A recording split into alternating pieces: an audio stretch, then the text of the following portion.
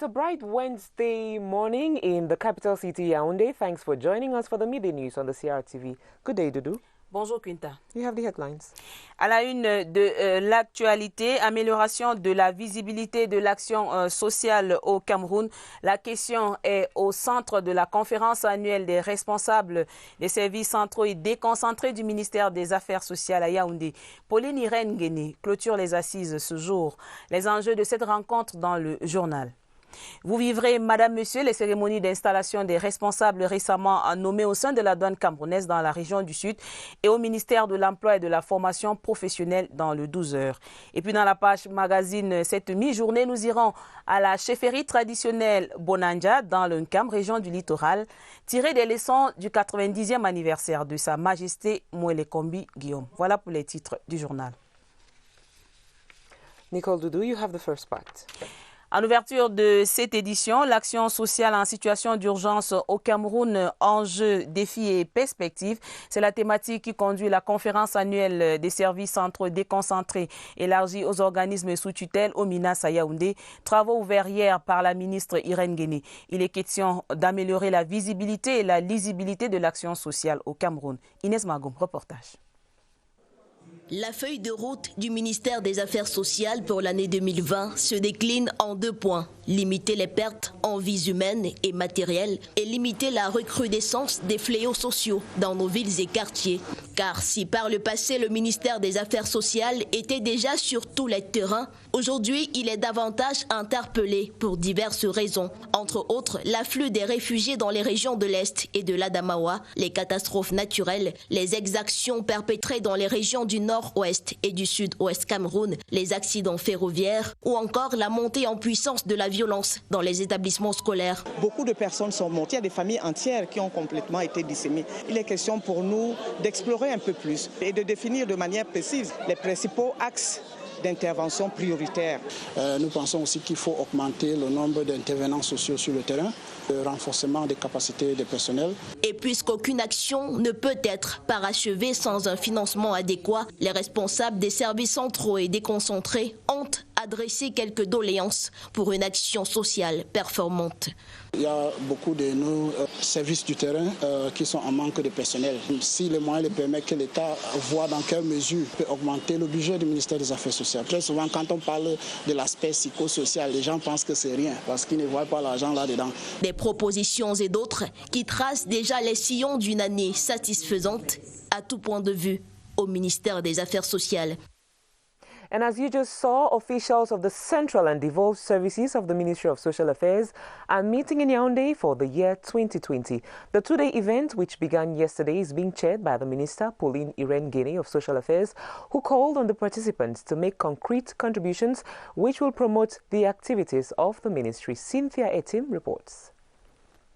Sources from the Ministry of Social Affairs revealed that the crisis in the restive part of the country has exposed many women, men, and children to violence. It has also caused many others to become vulnerable. We notice a steady increase of the number. And as we speak now, information from the field indicates that there are 102, amongst which we have seven kills. It is therefore within this context that officials of the Central and Devolved Services, as well as organizations under the supervision of the ministry, are brainstorming on what has been done in view of proposing ways of ameliorating the department's contribution to socially vulnerable persons. What are the challenges that we are facing on the field, and what is it that we think could be done so that we can give out better services to our population and make the country better? We are expecting that because most of our field services are under-staffed, something be done in that direction so that we have more social workers trained. We also think that there is need for people to recognize the work that social workers do. Quite often our intervention is minimized because probably we don't have so much of the cash. But when you want to convert the psychosocial intervention that we carry out on the field into cash, it's billions. At the end of the two-day annual conference, the participants from the 10 regions of the country are expected to be edified on the institutional positioning, the legal framework, and the actions of the Ministry of Social Affairs in the management of emergency situations. The promotion of human rights in the Jah and Lobo division of the South region is expected to improve following the installation of the first ever officials of the National Human Rights League for Democracy and Good Governance. The pioneer authorities, led by their president Cyril Sylvain Elomo, who took office recently in Sang-Milima, have been urged to protect the rights of the population. Bernice Atabong reports. The Jah and Lobo antenna of the Cameroon Human Rights League has the task of promoting good governance and democracy, defending human dignity, and fighting against discrimination and inequality, amongst others. During the installation of the members of the League in Sang-Milima, officials of the Jah and Lobo, including the representative of the SDO, Moise Mbazwa, commissions the pioneer officials to work hand in hand with administrative authorities of the division in view of ameliorating the well-being of the population. The new divisional president of the Cameroon Human Rights League, Cyril Sylvain Elomo, and his team also have as duty to educate the population on their rights. The people of Sang-Milima have heartily welcomed the League. They say they will report cases of violation, and they are hopeful that solutions to their problems will be sought. In view of ensuring that human rights are known and respected across the division, the newly installed divisional officials will open branches of the League in all 8 subdivisions of the Jah and Lobo. Still on the Human Rights Commission, members of the National Commission for the Promotion of Human Rights and Freedoms are meeting in Yaoundé to draw their plan of action for 2020 and also seek ways of ending human rights violation in the country. The 3-day forum that has brought together over 30 experts is being chaired by the Secretary General of the organ, Madame Eva Etonge. Details with Romeo Kenny.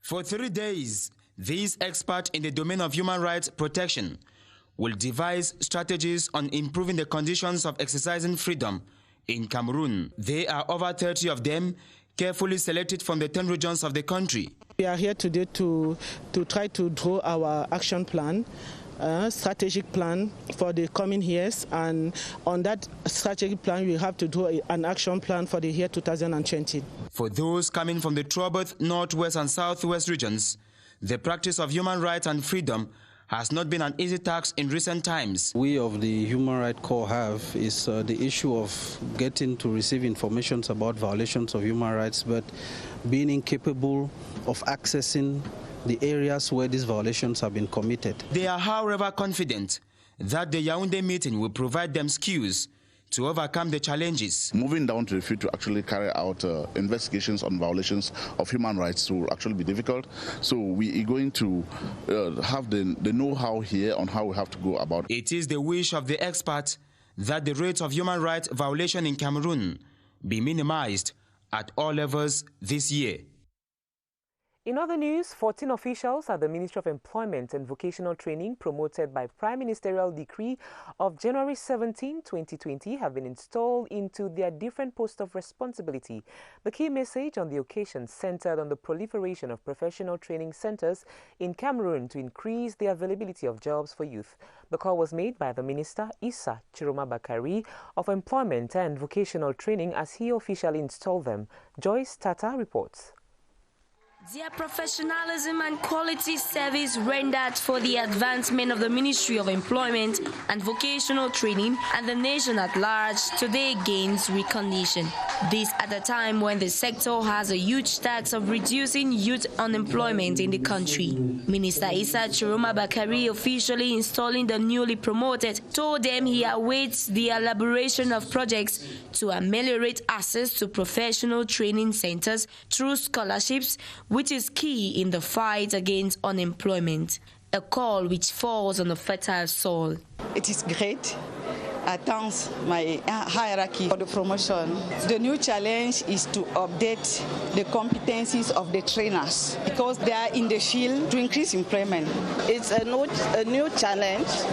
I try to do my best. As they receive congratulatory handshakes from hierarchy and family, these newly appointed technical advisors, directors, training and services inspectors are expected to propose creative ideas which will reduce youth unemployment employment in Cameroon, which the ministry says is faced by at least 200,000 degree holders yearly. Madame, Monsieur, merci de nous accorder votre attention. Vous suivez le 12h sur la CRTV. Dans la suite du journal, douane camerounaise dans le sud, les responsables récemment installés dans le secteur Kribi 2 appelés à gérer avec délicatesse les deniers publics. C'était lors de la cérémonie de prise de fonction vécue par notre reporter là-bas, Dieudonné Noir.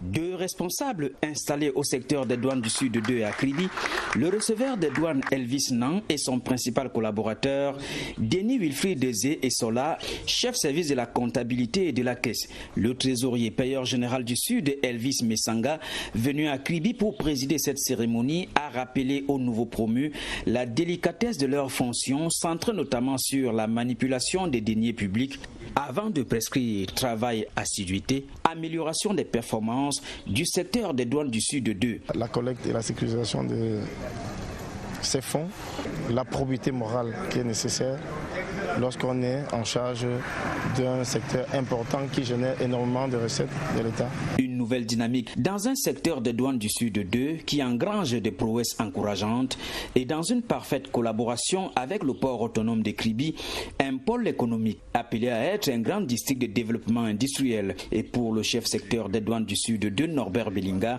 le nouveau receveur des douanes doit travailler dans le sens de la continuité. Au cours de l'année 2019, au titre des recettes budgétaires, le secteur des douanes du Sud a collecté des recettes de l'ordre de 24 milliards en onshore et des recettes de l'ordre de 35 milliards en offshore. Cet accueil se fait dans un contexte d'augmentation des activités du secteur des douanes du Sud 2. L'inspecteur des régies financières Elvis Nang, nouveau receveur des douanes, et son collaborateur Denis Wilfried Dezé et Sola, chef service de la comptabilité et de la caisse, sont désormais en poste à Kribi.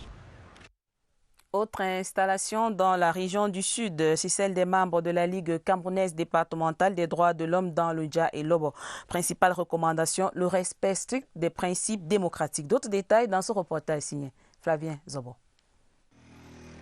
Le respect des principes démocratiques et de bonne gouvernance, la contribution de cet organe citoyen pour une société fondée sur l'égalité. Voilà entre autres missions assignées à la nouvelle équipe dirigeante de la Ligue camerounaise départementale des droits de l'homme du Dja et Lobo par les autorités administratives. Pour les populations de cette ville cosmopolite, Samelima doit s'illustrer comme le laboratoire d'une société juste qui épouse la vision du chef de l'État, le président Paul Biya. La Ligue est la très bienvenue dans notre département. Déjà, beaucoup d'entre nous ne connaissaient pas ce que c'est que les droits de l'homme. Ça a été très bien réfléchi et le plus tôt possible. Merci beaucoup à tous ceux qui ont pensé à notre département. Le département du Dja et Lobo voit donc s'ouvrir une nouvelle ère avec la venue de cette équipe pionnière, d'où cet invite. Nous avons la démocratie comme valeur qui nous a été enseignée par le président de la République et la bonne gouvernance pour qu'ensemble nous puissions travailler main dans la main afin que cette mission soit remplie. Le nouveau patron départemental de la Ligue camerounaise des droits de l'homme, conscient de ces nouveaux défis, entend œuvrer utile. Il y a beaucoup de plaies qu'il faut guérir. Alors on a un carnaval qu'on va suivre, on a le cahier de charges que le préfet nous a donné, la coordination nationale. Et puis nous devons installer les coordinations d'arrondissement en ce qui concerne ce boulot-là, parce que c'est énorme. On ne combat pas le gouvernement, on accompagne le gouvernement dans ses missions. Pour donner un cachet festif à l'événement, certains artistes musiciens bien connus ont rythmé la cadence, en joignant l'utile à l'agréable. Au ministère de l'Emploi et de la Formation professionnelle, le personnel récemment promu appelé à développer l'esprit de créativité. Recommandation du ministre Issa Tiroma Bakari hier à Yaoundé lors de la cérémonie d'installation. Le film de l'événement avec notre reporter Daniel Stéphanie Mungue. Des applaudissements ininterrompus pour féliciter ces 14 braves hommes et femmes à l'honneur ce jour. Entourés de leurs proches, ces employés du ministère de l'Emploi et de la Formation professionnelle nouvellement promus vont affronter de nouveaux défis. Certains en tracent déjà les sillons. La direction où je suis désigné directeur a pour mission d'élaborer les stratégies de lutte contre le chômage, de trouver les mécanismes d'insertion efficaces pour les emplois, pour les nationaux et pour les étrangers. Plus de temps à perdre, ces nouveaux promus doivent puiser dans leurs ressources de créativité pour proposer des solutions innovantes et accomplir des tâches dévolues à leur département ministériel, accompagnateur numéro 1 de la formation professionnelle des jeunes Camerounais. Les défis sont nombreux en tant qu'inspecteur de formation. Le premier défi, c'est l'amélioration de la qualité de la formation. Et ce travail, nous allons le faire au quotidien. Ce travail va se faire par le renforcement des capacités des formateurs qui sont sur le terrain, par l'évaluation des programmes et l'actualisation des programmes de formation. Conscients des nouveaux défis qui les attendent, ces conseillers techniques, ces directeurs, inspecteurs de formation et chefs de division doivent mettre les bouchées doubles pour un bilan positif et espérer de nouvelles promotions. Autre volet de l'actualité, opportunités d'emploi et de formation au Cameroun. Les diplômés de l'enseignement supérieur disposent désormais d'une banque de données de consultation des offres d'études et de recrutement. Le comité d'orientation de l'Observatoire national des métiers des diplômés de l'enseignement supérieur était en conclave hier à Yaoundé. On fait le point avec Étienne Pascal Azeg. En allant sur le site www.omds.net, les étudiants diplômés de l'enseignement supérieur au Cameroun ont accès aux informations sur les opportunités d'emploi, les formations, les concours et même les bourses. Il s'agit d'un travail de suivi des diplômés des universités d'État et des instituts privés supérieurs qu'effectue l'Observatoire national des métiers des diplômés de l'enseignement supérieur depuis 2019. Nous sommes chargés d'améliorer le taux d'insertion des diplômés de l'enseignement supérieur. La plateforme numérique a dans sa base de données 160 000 étudiants des 8 universités d'État. Et en 2020, on compte tripler le chiffre. Le comité d'orientation de l'OMDS entend à présent faire connaître cette banque de données à tous les étudiants diplômés au Cameroun et dans la diaspora en 2020. Cette structure existe depuis avril 2019. Je ne peux qu'encourager les jeunes Camerounais qui voudraient s'inscrire dans les universités d'État ou dans les EPS, et les jeunes Camerounais qui sont déjà diplômés de l'enseignement supérieur, de profiter de l'existence de cette structure pour vérifier les possibilités et l'occasion que cela les crée pour trouver des emplois. L'enseignement supérieur au Cameroun est dans l'optique de fournir à l'économie locale des ressources humaines de qualité à travers cette application. Staff of the Supreme State Audit Office and structures attached to it have exchanged New Year wishes with their Minister, Rosemba Acha-Fomunda, Minister Delegate at the Presidency in charge of the Supreme State Audit Office. The staff were challenged to be assiduous and efficient at work to prevent the mismanagement of public funds. Natasha Lehman-Losha tells us more. For the year 2020, workers of the Supreme State Audit Office will have to double efforts in fighting corruption and safeguarding public funds in Cameroon, as stressed by Minister Rosemba Acha-Fomunda during the New Year Wishes ceremony. This year, 2020, we'll do our best, do many more controls, and we will work in such a way that the head of state will be proud of us more than he has ever been before. And I pray that this year they will be assiduous, they will be prompt at work, and above all, there must be no corruption in them, because we are going out to check corruption. About 30 teams sent onto the field this year to control vote holders and managers. We sent these teams onto the field. They did their work so well. We also carried out our vision of prevention, where we went out and sensitized people. And then we also trained so many people, especially in every ministry. The event unfolded in 3 stages, starting with homage paid to some workers going on retirement, followed by the award of medals to meritorious workers such as Officer of the Order of Valor, Cameroonian Order of Merit, and Medal of Knight of the Order of Valor. Then came the presentation of New Year wishes to the Minister Delegate at the Presidency in charge of the Supreme State Audit Office. Here, workers of the various departments of the ministry and the structures under it, one after the other, shook hands with the minister, wishing her the best for the year 2020. Item 11 closed the event. An agreement to concretize the creation of the headquarters of the International Organization for Migration in Cameroon has been signed. External Relations Minister Lejeune Belambela signed on behalf of Cameroon, while the boss of the International Organization for Migration, Boubacar Seibou, signed on behalf of his organization. Charles Ebune tells us more.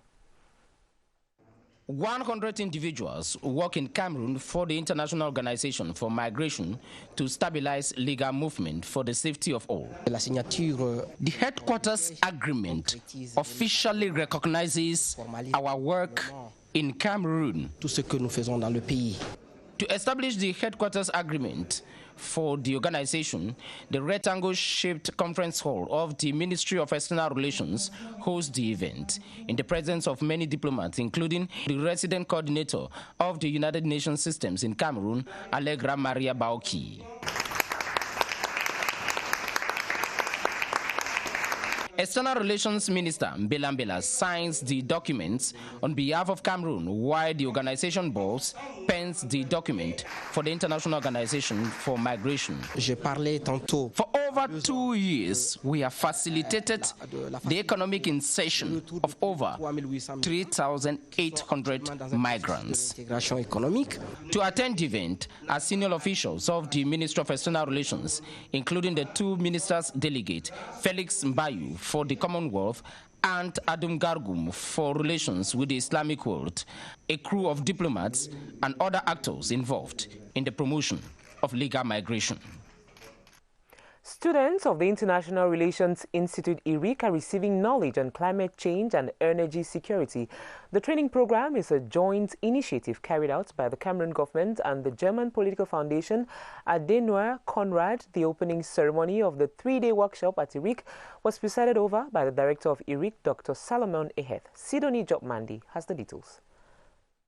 Creating awareness on the consequences of climate change and the importance of energy security for Africa and Europe are the key topics gathering officials of the International Relations Institute of Cameroon, authorities of the German Political Foundation Konrad, and young diplomats. This is the first seminar on that topic, and if they later on want to specialize in this topic, they're welcome to get in contact with us and continue with their studies. And there are several institutes in Germany where they can deepen their education on this. According to the director of the International Relations Institute of Cameroon, IRIC, the training will help in the improvement of the political framework for sustainable energy. We study how young diplomats in future are going to negotiate. They learn the principal issue on negotiation on diplomacy of environmental, like in National Security Council, like in OAU,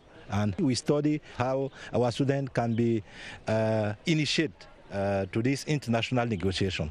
For 3 days, the young diplomats from the International Relations Institute of Cameroon will also acquire knowledge in the field of energy security and adaptation of climate change in Cameroon and abroad. We take you to the South region now, where the distribution process of voters' cards and electoral material ahead of the February 9 twin elections is unfolding peacefully in that region. Elecam's South Regional Office is multiplying strategies to ensure that eligible voters are in possession of their cards before the elections. They've also begun transmitting the various electoral material to the different communal branches. Clarence Aze reports from the South.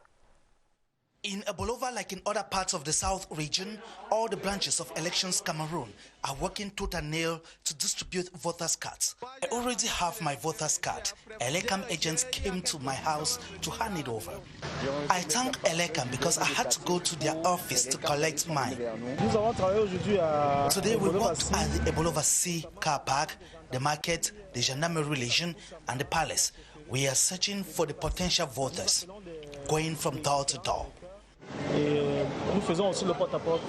At the regional office, officials are already packaging the electoral material for onward transmission to the various divisions and subdivisions. La totalité du grand matériel électoral. All the electoral materials already arrived. The ballot boxes and office supplies. We are fully equipped for an efficient work. Et même les fournitures de bureau. Officials say they are leaving no stone unturned to meet their objective, that of ensuring a hitch-free and transparent election at all polling stations in the South region come February 9. Bienvenue si vous nous rejoignez à l'instant sur la CRTV. Madame, Monsieur, l'actualité en cours aux États-Unis d'Amérique nous conduit à chercher à comprendre l'impeachment. La procédure consiste en la mise en accusation par le pouvoir législatif d'un membre de l'exécutif pour trahison, corruption, autres crimes et délits majeurs. Depuis 1789, année de l'élection du président des États-Unis, George Washington, 3 présidents ont subi cette procédure de destitution. D'autres détails avec notre reporter Philippe Roger et Sama. L'impeachment ou mise en accusation est un mécanisme visant la destitution par le pouvoir législatif d'un haut fonctionnaire, d'un membre du gouvernement ou d'un président. Il tire son fondement de l'article 2, section 4 de la Constitution américaine. Depuis 1789 aux États-Unis, la Chambre des représentants a lancé 62 procédures d'impeachment, dont 3 visant des présidents en 1868, 1974 et 1998. La première tentative avait été initiée contre Andrew Johnson, esclavagiste et raciste invétéré dans un contexte de promotion des droits des Noirs. Le Congrès saisit l'opportunité de sa destitution à la suite du limogeage de son ministre de la Guerre. Il échappa à la procédure ainsi enclenchée par une voix manquante lors du vote au Sénat. Richard Nixon est le 2e président à subir une procédure d'impeachment aux États-Unis. Dans la tempête de la célèbre affaire du Watergate, l'enquête des 2 journalistes du Washington Post révèle en 1974 l'implication du pouvoir exécutif dans la mise à l'écoute du siège du Parti démocrate lors de la campagne présidentielle de juin 1972. Face à ces charges graves, le président Nixon annonça sa démission, préférant quitter le pouvoir dans ces conditions que de subir l'infamie d'une destitution. Le 3e sur la liste est Bill Clinton, mis en accusation en 1998 pour des scandales de mœurs, dont la célèbre affaire Monica Lewinsky, une ancienne stagiaire de la Maison-Blanche qui avoua publiquement avoir eu des relations avec le président. Bill Clinton, heureusement, fut acquitté par le Sénat en février 1999. Donald Trump est donc le 4e président des États-Unis dans le couloir sinueux et jonché d'embûches qu'est l'impeachment. Les conditions de l'aboutissement de cette procédure seront-elles réunies en ce qui le concerne? To be continued. The 37th batch of the Combined Services Military Academy EMIA are rehearsing their final steps ahead of their triumphal this Friday. The triumph, which is the graduation ceremony generally presided over by the head of state commander-in-chief of the armed forces. Elvis Teke is standing by at the military headquarters brigade. Hello, Elvis. What is the atmosphere there as we speak? Hello, Quintabel. This is the atmosphere here at the military headquarters brigade in Yaoundé. The 187 cadet officers are already set. They're looking forward to the official start of these final rehearsals that will be presided over by the minister delegates at the presidency in charge of defense.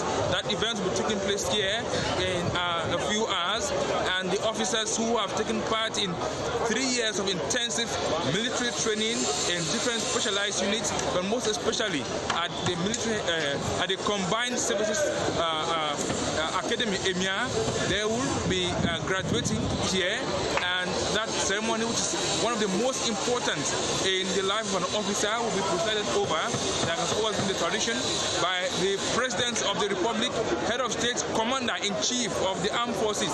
That ceremony is referred to in military parlance as the triumph. It is a triumph because it's the unique event that leads these cadet officers to become officers, which is amongst the cream of the commanding corps of Cameroon's military. And this is the atmosphere that's running here. As you can see, the officers are leaving no stone unturned. They're doing all what is necessary to ensure that the event goes as planned. The event will be taking place any moment from now, and we just expecting the arrival of the military delegate at the presidency in charge of defense. Merci Elvis Teke pour les détails sur cette actualité. À la brigade du quartier général, justement, madame, monsieur, les choses se précisent. Pour la dernière touche qui devrait mener au triomphe les 182 aspirants de l'EMIA, l'école militaire interarmée. La répétition générale qui aura donc lieu à 14h sera présidée par le ministre délégué à la présidence de la République en charge de la défense, Joseph Betty Assomo. Ce sera en présence de ses proches collaborateurs, les secrétaires d'État à la défense et le chef d'état-major des armées. Tous les détails sont donc passés au pain fin du rafraîchissement de la cour d'honneur du quartier général aux différents pas exécutés par ces futurs officiers de l'armée camerounaise. Nous y reviendrons amplement dans nos éditions du soir. Quinta, la fin du journal. And that's the end of your midday news on the CRTV. Thanks for trusting. See you again tomorrow, God willing. Have a good day, Dodo. See you tomorrow. Merci Quinta, madame, monsieur, merci d'avoir suivi.